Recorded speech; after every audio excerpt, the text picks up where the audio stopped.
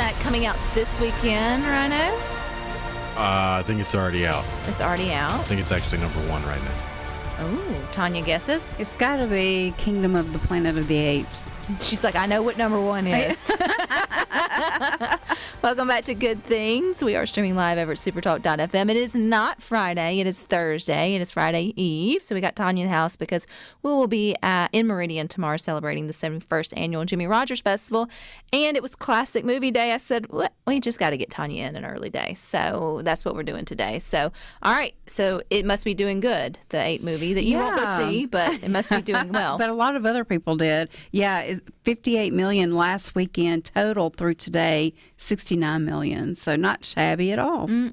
I've seen, and you're right, they just look really real. But it also looks like they have a lot of depth to their characters, if that makes sense. Like it seems like they're very humanized. Right. Yeah, for sure. And there's, plotting and planning and all that good stuff. So if you're into that, it's still number 1. It's out there for you. What's coming up this weekend? Well, this weekend we have something for the whole family. It's part live action, part animated, If.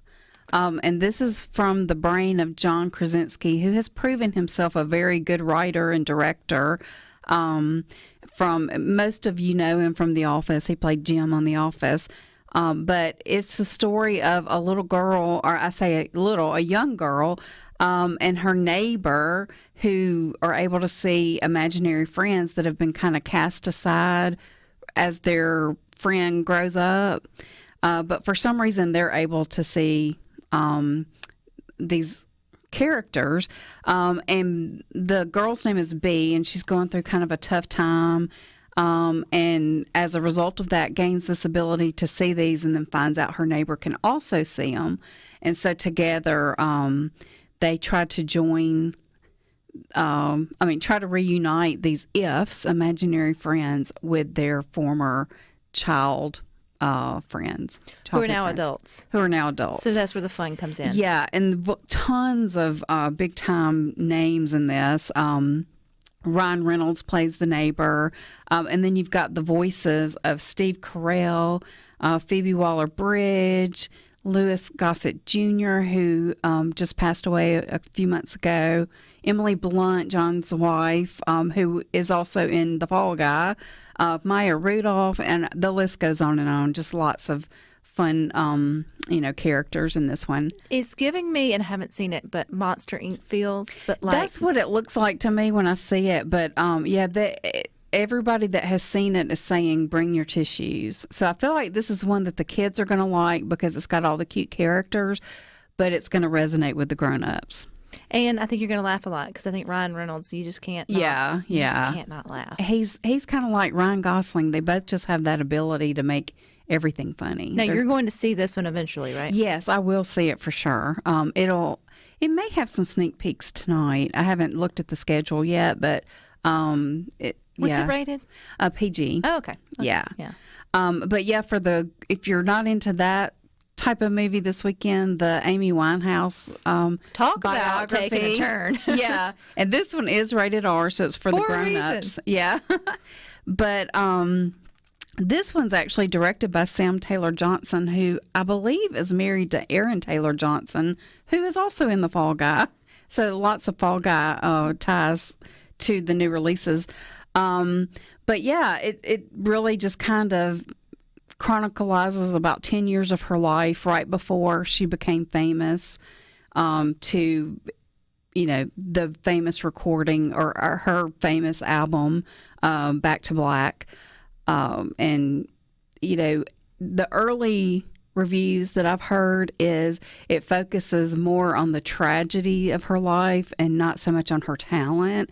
And so a lot of people are saying it was a wasted opportunity, that they really should have spent more time on just telling the positives of her life. Because she was extremely talented. Yes. And she was so tiny. It always amazes me when you have those huge voices coming out of such little people. She had big hair. But yes, her hair made up for everything else.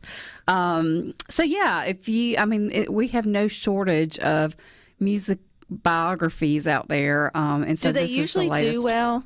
I mean, they do, because I think you have a big enough fan base for most of the subjects that their fans are going to go see it. So you kind of have a built-in audience. And you feel like the rock star, or I guess in that sort of sense, get more of the movies than everyone else just gets documentaries. Yeah. Which, I mean, I think documentaries are cool too, but you think like Elton John, and then they're all slipping my name, got all of these blockbuster movies to sort of share their story versus just a documentary. Yeah, and this one has a similarity to Elvis. You know how the Elvis movie, they used his real voice and Austin Butler's real voice and merged them, and that's what they've done in this one too.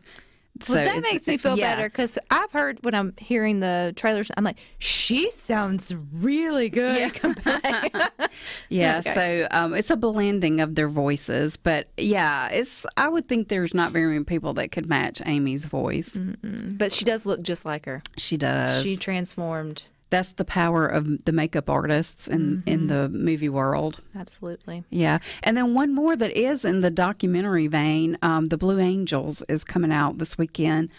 And if you can see it on IMAX, I would say that's probably your best bet. But Glenn Powell, who we know from the latest Top Gun movie, he's one of the producers of this one. And it just follows veterans and the newest class of Navy Marine flight squadron as they go through training. And so is it a documentary where they sit and talk to you know, and then it cuts to things, or is it a movie that's like a documentary? It's a documentary, and it looks like, you know, all of the action scenes of Top Gun, it's like that, except it's real, you know, real people. So yeah, it looks awesome. I saw a trailer for it the last time I went to an IMAX movie. I think it was The Fall Guy. And I was like, oh my gosh, I've got to see it. It looks amazing. Well, and then adding that element of just needing to see it on the big screen, that would be one not to wait till it comes to streaming to sort of watch it. For sure. And and so next weekend we've got Furiosa, Mad Max Saga. So if you're into the Mad Max series, this is the latest offering with Anya Taylor-Joy, Chris Hemsworth. And also next weekend for the family, we have the Garfield movie.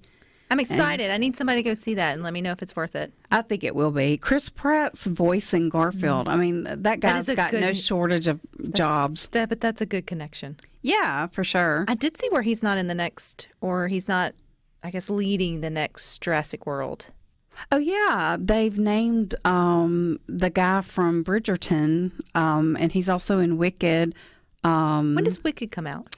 Thanksgiving Day. Oh, well, so it's time. Well, they're really ramping this thing up now. The trailer that just came out, I believe, yesterday. It had me thinking we were going to be talking about it if it's in a week or two. And they're releasing it in 2 parts. So what we're going to see this November, I'm assuming, is going to cut off, if you've seen the musical, where Elphaba, a.k.a. the Wicked Witch, kind of becomes the Wicked Witch. Defying gravity. Yeah, the epic closer of the first half of the musical. The only thing that makes me nervous when they start gearing things up that much for this long, it's just really easy to be disappointed. I know, but I saw a little behind the scenes snippet where the director talked about the way he felt the first time he saw Wicked, and it resonated with me because I felt the same way. I've seen it like 6 or 7 times now, and I would go right now if somebody took me. I mean, I just love it. And he seems to have that passion for it, so I feel like he's the right person to do it justice. So we'll have to see. So we'll have to count down to that. But you know what we'll get before that? We'll get Beetlejuice. Beetlejuice. It is National Classic Movie Day, Tanya, throwing you under the bus. What is a classic movie that you like?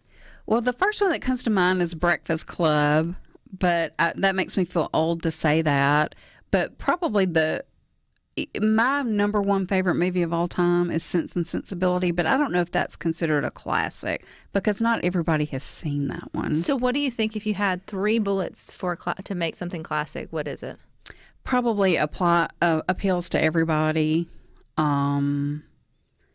Great acting, great story. And just long, been around forever? Yeah. And kind of, well, that's what we were talking about. It feels like your classic movies just left you feeling happy about humanity, Or like, or I don't know, had like kind of like a, I don't know, like a more of a, not a plot to it, but I mean, they had a plot to it. But also they were just that movie. Like now you have so many sequels and prequels and all the things. They just made that movie. Yeah. And then also, you know, are people still talking about it? Are there quotes? I mean, those type of things. Oh, when you add that layer to it, it's something to think about. All right. Thank you, Tanya. You guys stick with this. We got more.